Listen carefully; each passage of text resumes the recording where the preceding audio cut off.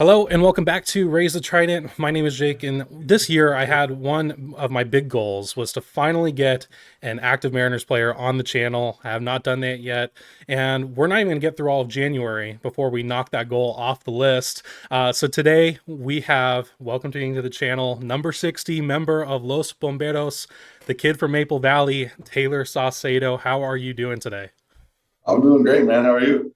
Doing good, doing good. It's like, I feel like we finally had that first, big move that all of us fans were waiting on. I know you guys are putting in your work, so you're probably not paying that much attention to that type of stuff that we're, going crazy over. So yeah, it's been fine, and now we're hopefully gonna start getting some more news here for us. But yeah, I'm curious, how has your off season been treating you so far? It's been pretty good. I mean, traveled a bit, really enjoyed the off season, really took it in and kind of relaxed and everything. And it's just been good, ramping up. I think we have like 3 weeks until Yeah, three it's or 4 weeks until spring training until we yeah. report. So yeah, it's getting pretty serious, that Yeah. time of the year. Yeah, so I was going to ask, like, at this time of the year, February 12th, I think, is pitchers and catchers, something like that. You're already in Arizona putting in work for 2025. So where are you at, like, in your preparation for spring training? Are we still just kind of getting the feel for throwing again, ramping up the velo, or are we, like, working on specific things at this point? We're working on some specific things. I'm pretty far along now. Mhm. Like I'm on my sixth bullpen, so like I'm getting ready to throw to live hitters here soon. Okay. So just kind of fine tuning everything and just starting to feel that body again. Nothing feels right until probably the end of spring training. I think it's still kind of take it easy at this point in time, but yeah, it's getting there. Fair enough. Yeah. So you just ended your arbitration settlement with the Mariners. So you are, on the squad for another year. So how's it feel to be, knowing where you're going to be at, especially your hometown team? You've already been with us for a couple years now, but hey, you're into your next year. Is it still kind of feel a little bit surreal to be a Mariner and you're going to be one at least for the next year? Yeah, I mean every day. I don't think I've really ever taken that for granted. I obviously a huge Seattle sports fan. I think if you follow me, I think you Yeah. know that. And I'm pretty boastful about it. And, so I think every day to be able to come in and represent a Seattle sports team is pretty incredible. And then especially to go through that first art process with them, I don't know, it's really cool. And I'm really excited for another year. Well, I'm sure we're excited to have you. I know I am. You're one of the fan favorites on the team this year. You went pretty viral with a couple clips when you were on the IL with the Gimme Munoz and the We Play 9 innings, which ultimately led you to having your own promotion at T-Mobile Park, the Saucey's Posse shirt. How surreal was that for you? Because I know you commented later on your Twitter like that was a super cool moment. But yeah, just talk about that a little bit more. I mean, that's something that I probably could have never dreamed of. I Hmm. mean, I don't know how many times I go to that park as a kid, and then you see all the promotions and everything, and obviously we look forward to that. And then to see one day that I'm playing for the Mariners and I have my own, promotion, you look over to where like the people were sitting out with the shirt. I'm like, that's not even real. That's fake. It's an innocent moment that I didn't think that was going to go viral turns into, hey, come get your Saucy Posse shirt, which was crazy. So I don't know. I Yeah. mean, it was special, it was fun, and I'll remember that day for a long time. Did you get like a stack of those shirts to kind of keep yourself and give to family and friends, or Yeah, I actually don't have a shirt, but oh, okay, someone needs to hook you they up. they gave me a bunch to like distribute to family. So I That's don't know. cool. So I gave it to them, but yeah, so I see it everywhere. Anytime I see my family, they're always kind of wearing those shirts around. So Yeah. it's kind of funny, but yeah, it's cool. Okay, if you could choose what your next giveaway would be, like what would be your, I guess, ideal giveaway item? Would it be a bobblehead? Would it be, another shirt of some kind? Maybe I know we had a Gino when he was still on the team. We had the bottle opener for The Father's Day that bottle like said opener. his phrases and all that. So what do you think would be the perfect like Saucedo giveaway item? Yeah, you know, maybe like a bobblehead. That would be cool. Uh huh. something like that. I wouldn't have any specifics.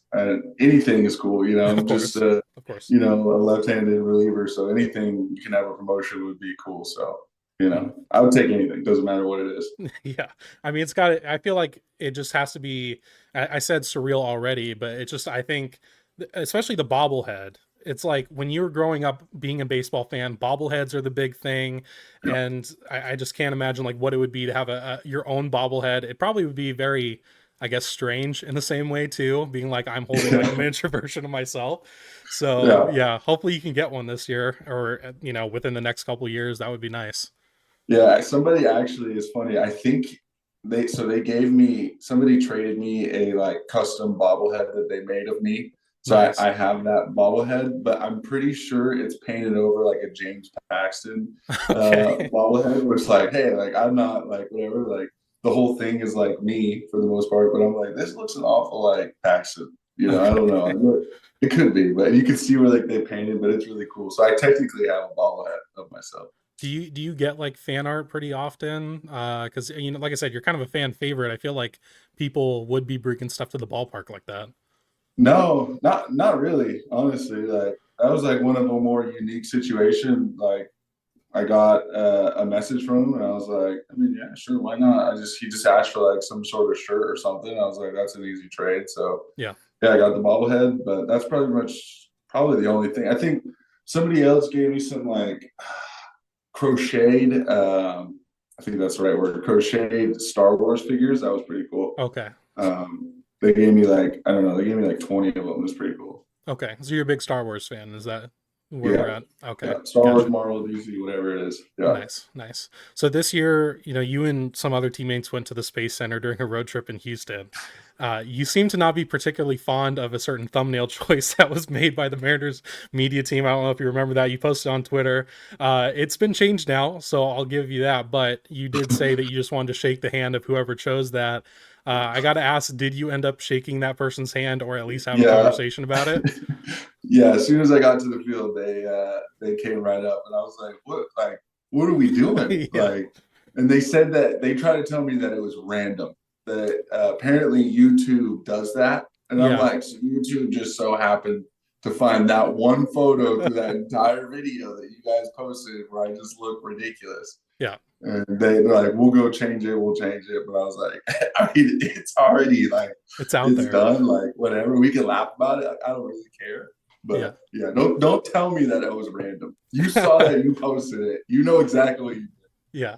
To be fair, I mean, it does do that. However, yeah, it's a little suspicious that like it was that one screenshot. It usually gives you like three options if you don't already have a thumbnail, but Yeah. yeah, still, Point still proven. They know what they did. They saw it. They cleared it. They said yeah, send it. I was like, yeah. So I was gonna I get it. say, like, it seemed like you weren't in as many social media posts after that incident. So was there kind of a little like embargo going on with Saucedo going on the little mini No, mic? they no, they just a lot of those events are like on off days.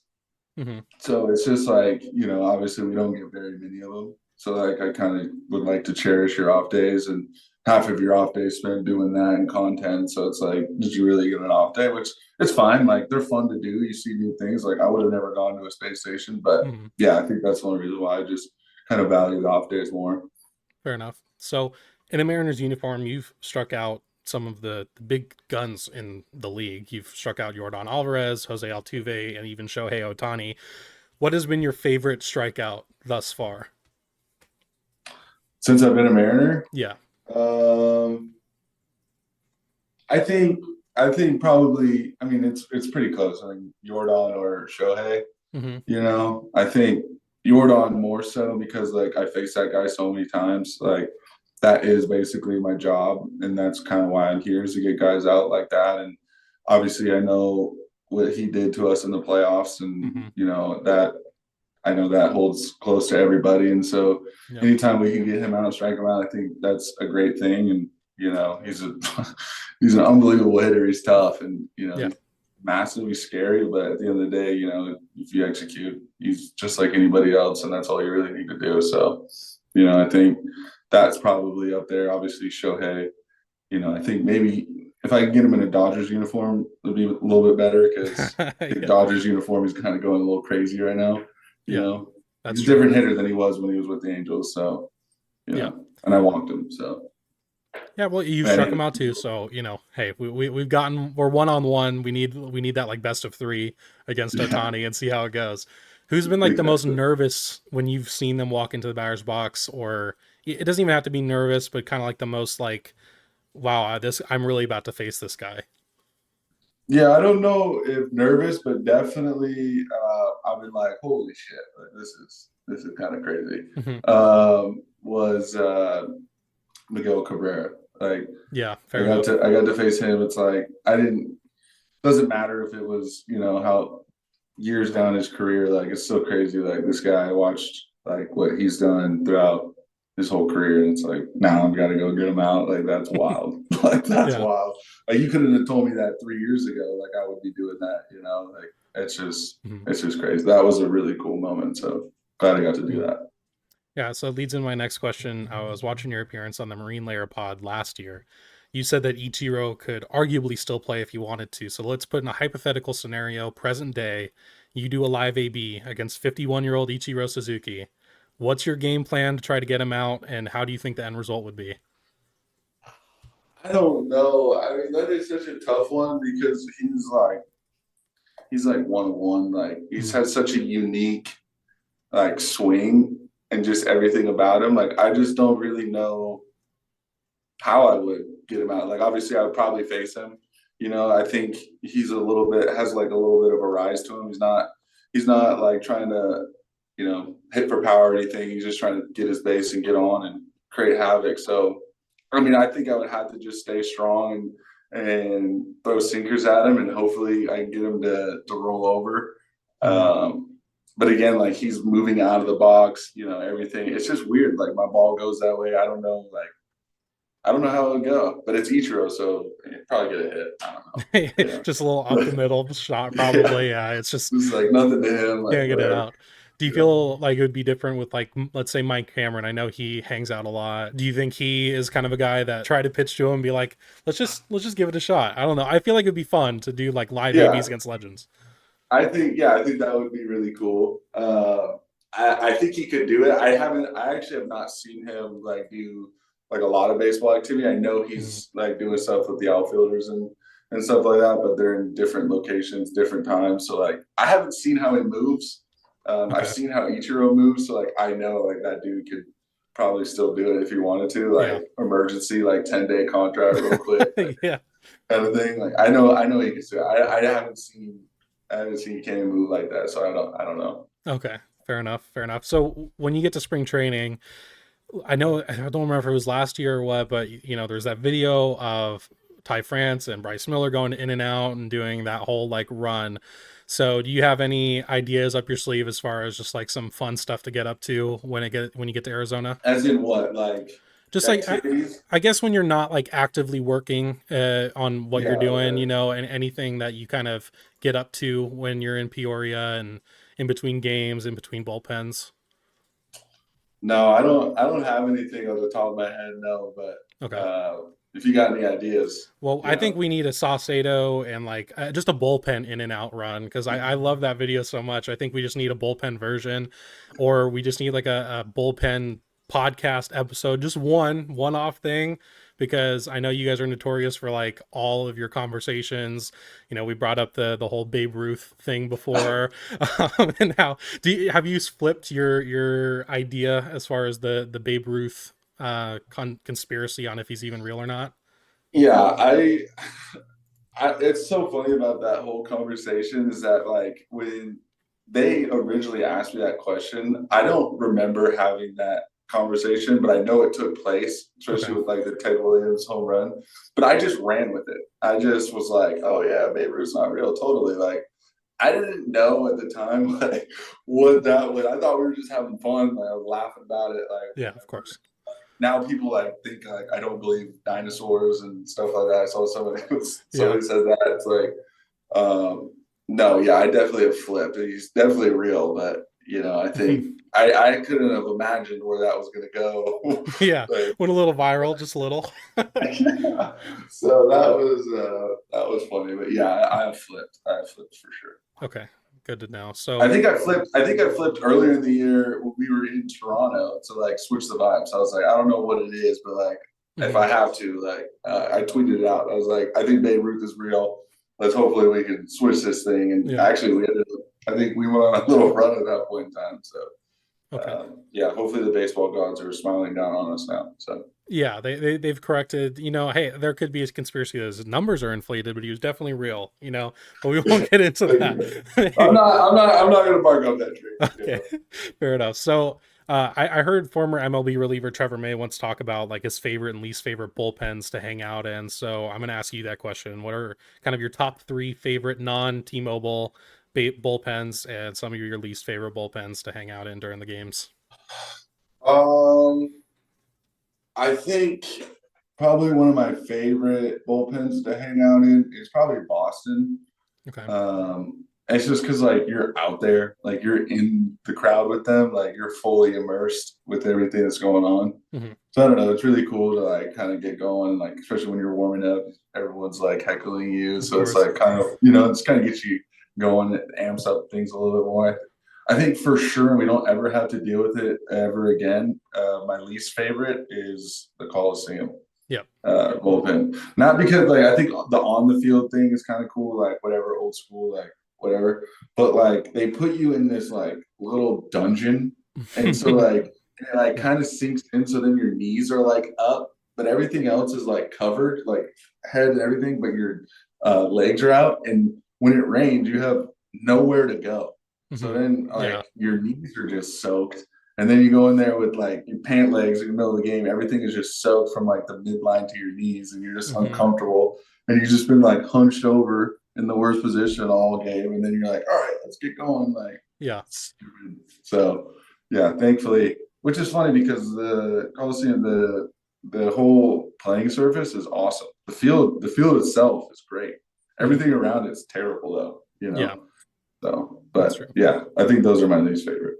Okay. Yeah, and I remember him talking about the chairs were just even broken. Like they weren't even like they I just think the broke. chairs were from when the stadium first opened for sure. Yeah. Yeah. And I feel like with the on the field bullpens, like are you not terrified that a ball boy's not gonna make the play he's supposed to? And I've seen it. And sometimes they don't yeah. even move. I'm like, what are you like? Why are That's you what you're here here? for. Yeah, fair enough. Yeah. So I want to ask you, did you throw two no hitters in the span of 9 days in the June of 2010? Is that true? Yes. Okay. I had 17 pitch strikeout, no hitter. I went to go, both of them were fill ins for teams I didn't play for, Okay. which was kind of crazy. Yeah. Yeah, I showed up. I forgot where I drove, but it was like 3 hours. Filled in for they were the Brewers. I forgot what their facility's name is, but they went by the Brewers.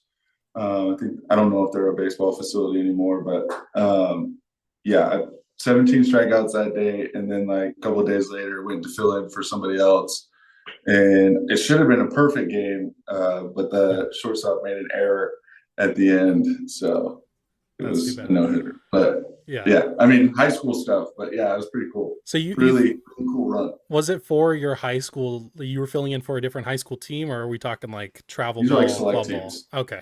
Yeah, the club balls. Yeah, that would not make sense if it was high school, but it was around when you were in high school. So you were a starter for a little while, and then you Mm-hmm. eventually when did that change happen for you when you became a reliever?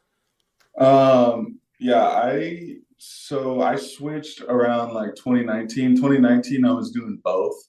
Okay. I was like an opener kind of thing. And then after COVID, I was out for 2020, and then 2021 is when I was full time reliever, and then I Hmm. got called up. So probably should have made that switch earlier, but hindsight's 2020. But Yeah. whatever, it worked out. Is there any part of you that misses starting at all? Yeah, Okay. And a lot. what part of it do you miss exactly? It's just like I've been a part of like so many starts where like things don't go right in the first inning, and then you rally off six more scoreless innings after that. And it's like that joy of like kind of getting over it. Like, Hmm. every game's different. It's never the same. Like, I think with relieving, especially like in today's game where I'm pretty much going to face the same guys every single time. I think it makes things a little bit more difficult. But with like starting, you can always have a different game plan going into it, and then know that like this is your game. Like no matter what happens, like at the end of the day, like you control the narrative. And I think that was really fun. Like relieving, you don't really control the narrative as much. Like you don't put the guys on. You might come in for somebody that already had somebody like things go all so many different things that can happen, but they're usually the same people that you face. So things can get a little repetitive in that way. But yeah, starting was just always, I don't know, and then get 5 days off in between. So, Yeah, that's your fair. arm's a lot more, feel a lot better. You got a couple saves, or 3 saves to be exact, last season. You got your first save in 2023 with the Mariners. When you're going in to be more of a lefty specialist, if you will, we were talking about Jordan Alvarez earlier. What's kind of the emotions like for going in for that type of thing where you're like, my job is to get this guy out. Specifically, this is who I'm looking at, versus a save where you're like, less than 3 earned runs, it's a tight game. Usually it's a 1 run game potentially. Kind of just what's the mindset difference on that? Yeah, I mean, at the end of the day, like I try not to overthink it. Mhm. Obviously everyone's like high leverage, everyone hangs their hat on that. And I think, especially as a reliever, any inning is high leverage, Mhm. regardless of the score. I think with how volatile the position as a reliever, in out, DFA, and all this stuff, I think every inning matters. So everything is leverage. So I try to not like overthink that. I think it makes things a little bit tighter because I think 3 of those saves were all one out saves. And you come in an injury, and that makes things a little bit weirder. Obviously, like I think that's one of the hardest things to do. Period is come in for an injury middle of the inning, especially when you haven't been doing anything. So I don't try to overthink it. I just execute, and hopefully they do the rest, and that's it. Like I'm not trying to put more pressure on it, more than I need to be, Mhm. and one breath at a time and one pitch at a time, and see where we go. That's Yeah. it. Yeah, and you've been pretty outspoken about mental health in the last few years, especially since 2020. So, kind of, what are the things or the steps you take on either a daily basis or before you make an appearance to help with that, with your mental health? Yeah, I mean, I think just finding time throughout your day. I started to do it towards this year, especially just like going out and getting away from your phone and just walking around, getting grounded barefoot and just kind of taking 30 minutes throughout the day and just realizing that this is just a game. Like, no matter what happens, nothing changes about who I am or what I've done. Nothing can, really get in my way. And I think I used to let a lot of that stuff affect me, especially before, COVID. And so that's kind of when I started to make that change. And so I think you just, at the end of the day, you have to take it one day at a time. Yep. And, I think that's very important. We always try to put goals and, I have to do this in a week or this in a month. And we have no idea. I think it's cliches. We have no idea what's going to happen tomorrow. So, what's the worry about tomorrow instead of what's in front of us? So, I think that's the only thing that I've kind of made and held on to and maintained in my mindset with everything is just whatever's in front of me, 100% effort. Doesn't work out, got tomorrow. So, see what happens. Okay. Yeah, and in January 2023, you posted a quote that you heard called "Burn the Boats," and you described that as meaning to cut oneself off from all chances of retreat, to stake everything on success, commit to the risk of failure, no turning back. The only thing we have left is what is in front of us. Is that still your mantra now, or do you have like a new one going into 2025? No, it's always been it. I think I've taken that like mindset of just that no one really believed in me anyways. So what do I have to lose kind of mentality. Especially during that time. I think right after I posted that was when I got the call basically saying that they didn't think that they were going to hold on to me for the next year and that I needed to do certain things to really turn their attention towards me instead of, releasing me at that time. And so I was like, I didn't really know how I was going to do that, and so I had to figure that out. And I think the only thing that I came to the conclusion to was exactly what I wrote. And, I'm just going to believe that I'm going to get there. I'm going to put in the work and see what happens. I can't, like, same things that I was just talking about. I can't worry about everything else. I can't worry about 6 months from now. I can't worry about 3 months from now. So, um, I just committed to that, the fact that I'm going to believe in the work that I've done, and everything will pay out. And if it doesn't, it doesn't. Like, Yeah. I think especially going into my last year with the Blue Jays, that I think that was my last year of my contract. And it's like, I'm 26, 27 years old at that time. Like, I don't have a dollar to my name. Like, I don't have anything. Like, luckily I have my parents to support me, you know. Um, and I think I was hanging my hat on, and if I didn't make it, I was a failure. But and I think that's when obviously I went through all that change, and it's like, all right, like, your work is going to get you where you need to go. You just need to believe it. And so I did, and here we are. And so that Mhm. was, going through that art process. I was talking to my parents like 3 years ago, like 4 years ago, where was I? And now we're sitting here, and I have a chance to really get a pay raise in my life. And like, I think that's pretty cool. No matter what it comes out to, that's a win, that's a success. And that's what I strive to do. And here we are. And, I'm going into my third year now with the Mariners, and life has been great. So I Mhm. have no complaints, and yeah, it's been great. So do you have any specific goals for your 2025 season, or just kind of still just going with the flow? What happens, happens, and put in the work? Yeah, I mean, make the playoffs. Yeah. Yeah. I think that's probably the goal. Like, whatever I have to do, I'll do it. Like, I've said it before. Like, I don't know, I don't care. Like, I'll wash everybody's clothes. Like, I'll pick up the trash in the stadium. I'll be the janitor. I'll do whatever. I don't care. Like, whatever they ask, I'll do it. I think I pitch with a lot of intent, with the same intent that you guys would, like the fans and everything. Like, I pitch with everything that you guys believe in, because I believe in the same stuff that you guys did. I'm one of you guys, at the end of the day. Mhm. Like, I just have a little bit of a closer view to it. And so, I think that's it. Like, I think we all want it, and we all believe it. And, despite who we have on this team or who we don't have on this team, I think that we do have something special. I think the fans know that. I think we know that. I think that's probably where the frustration comes, because we always want to be better. We always want that flashy toy, but at the end of the day, we have who we have, and we'll get to where we want to go. And I truly believe that. And so I think that's my only goal, is just, get there and see what happens. I know with that starting staff that we have, and the guys we have in that locker room, I think it's going to be really hard to beat in the 5 game, 7 game series, whatever they are. Like, I don't know. Like, I think we got something. That's just, baseball's weird in that way sometimes, where you go and finish with, short 1 game of the playoffs back to back years. It's like, obviously that sucks, especially going and knowing what you had the previous year in the playoffs before that.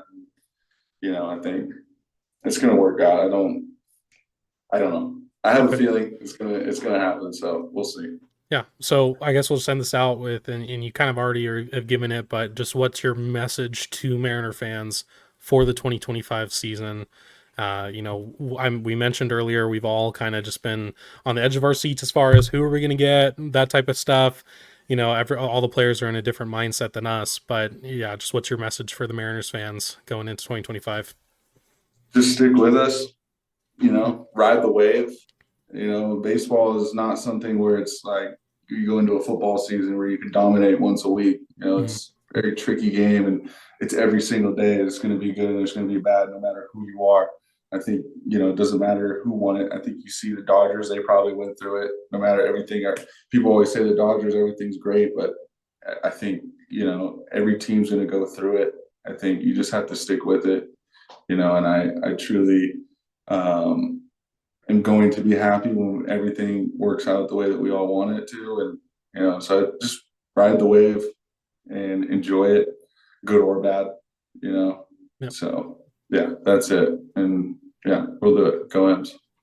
Go Ems. That's what I'm talking about. Well, I appreciate you for coming onto the channel and taking some time out of your spring training prep. So I appreciate it. We really look forward to watching you in an M's uniform again for another year.